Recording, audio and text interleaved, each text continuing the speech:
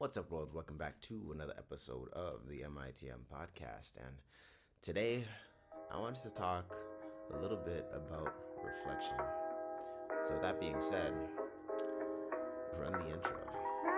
Caught up in them bright lights, lusting for shiny things that's golden. Everything ain't always what it seems, let it soak in. Chasing my dreams, coming apart at my seams. Best believe that the money is the All right. Welcome back to another episode of the MITM podcast. And today, I just wanted to talk about reflection. You see, I have successfully made it around the globe just one more time. Not around the globe, around the solar system without dying one more time. And because of this, with this happening, I just wanted to take time to reflect on all the changes and things that have happened in the last year. Well, in the last few years. You see, I'm coming from the fitness industry, okay? I was coming from the fitness industry.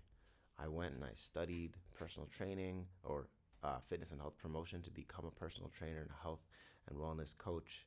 And the pandemic really shifted all that, and I really didn't know what I was going to do anymore. I started to lose my flame and excitement and desire to be a personal trainer. Like, after grinding and pushing so hard and building the gym and doing all these things that I really, really thought were serving me, it just didn't feel as good as it used to, you know?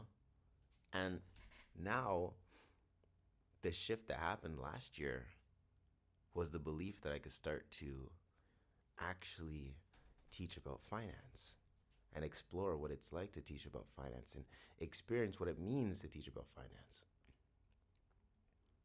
And 1 year ago, my mentor had brought me in to start teaching in the schools. And it wasn't even directly in the schools to start.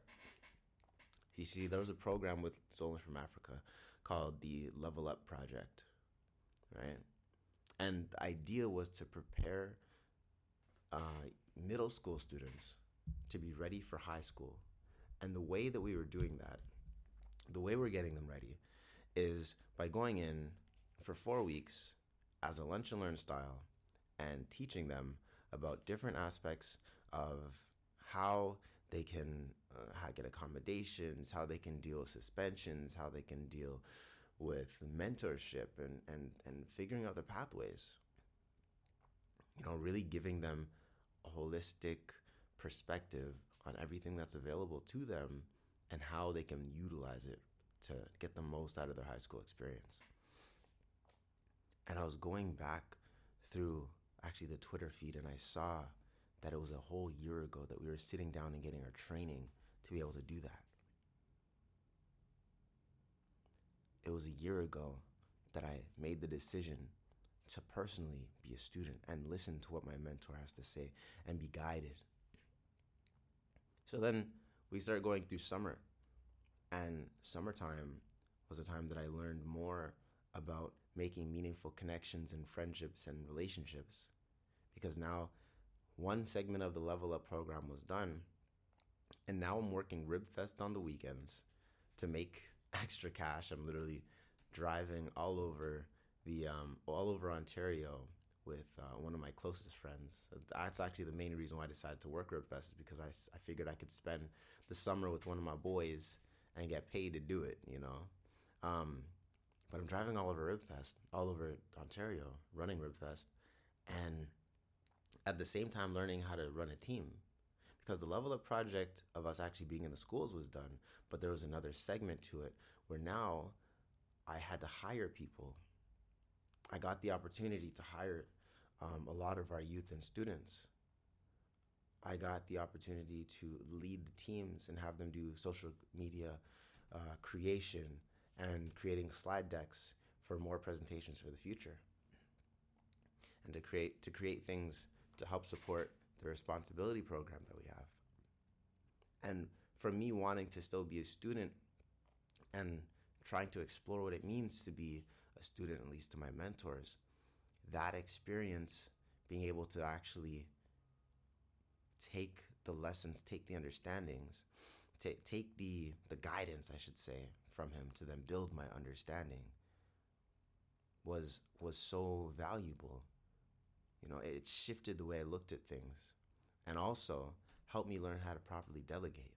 Okay, you see, instead of having to go in and have these weekly meetings or these daily meetings with my team to make sure they're working, I set up the framework of what it was they needed to do, and I told them, hey, we can do this one of two ways. You guys can show up every single day for work and make sure that you do this here, you do that there, and I micromanage and nitpick and whatever. Or I give you this framework.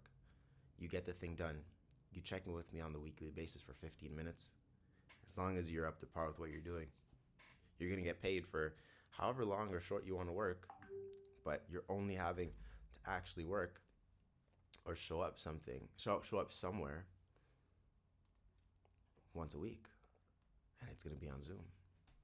And then we actually shifted that because I'm like, hey guys, I know you guys don't want to, I know y'all don't want to actually check in, and it's kind of wasting our, like, not wasting our time, but it's taking our time. So I taught my group, taught my, it's so weird to say, I taught my employees, it's really exciting to be able to say that, hey, how about you guys just send me an email with an update? Now you don't even have to check in. And I was really getting better at delegating, okay? This last year, another lesson that I did learn is learning how to let go of things. And that was one of the hardest things to do, being able to let go of things, you know? Being able to let go of my Forerunner because there was a rust issue, I had to let go of my car. Being able to let go of relationships because it just wasn't working. Being able to let go of a certain attachment within friendships, like still have a friend but love them at a distance. And there's so many more things, but I realized by letting go, you create space for people to come into your life and for things to come into your life and fill that space. You know? Another thing that I did learn and that I'm very grateful for was that we're powerful. We're such powerful beings. Anything that you say becomes real. We might not know when it happens, but it becomes real. Anything that you put your energy into and your emotions into and your focus into becomes real. And I've been living this for the last year. And I'm so grateful for the opportunities to live this, you know, to be able to take control of my reality, take control of my world, and actually live it the way that I want to live it. Make the most of it the way that I want to. And taking time every day to have gratitude, whether it be through understanding reality transurfing, whether it's by using tools like Breaking the Habit of Being Yourself, whether it's using Think and Grow Rich, auto-suggestion, all these different things. And the last year have really shifted my mind, shifted my brain to be able to be at the space that I'm in now.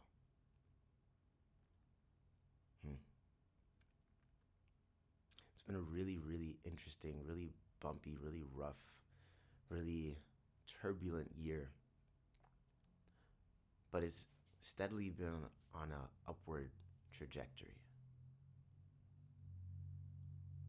Every day, every moment, there's so much more to learn. There's so much more to become. There's so much more to experience and explore.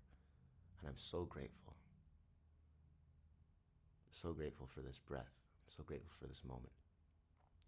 I'm so grateful to learn more about how to make meaningful connections and friendships. I'm so grateful that we got into the schools. Our programs, our finance programs are actually in the Catholic and Toronto District School Boards right now. And I'm immensely grateful for this. Absolutely immensely grateful.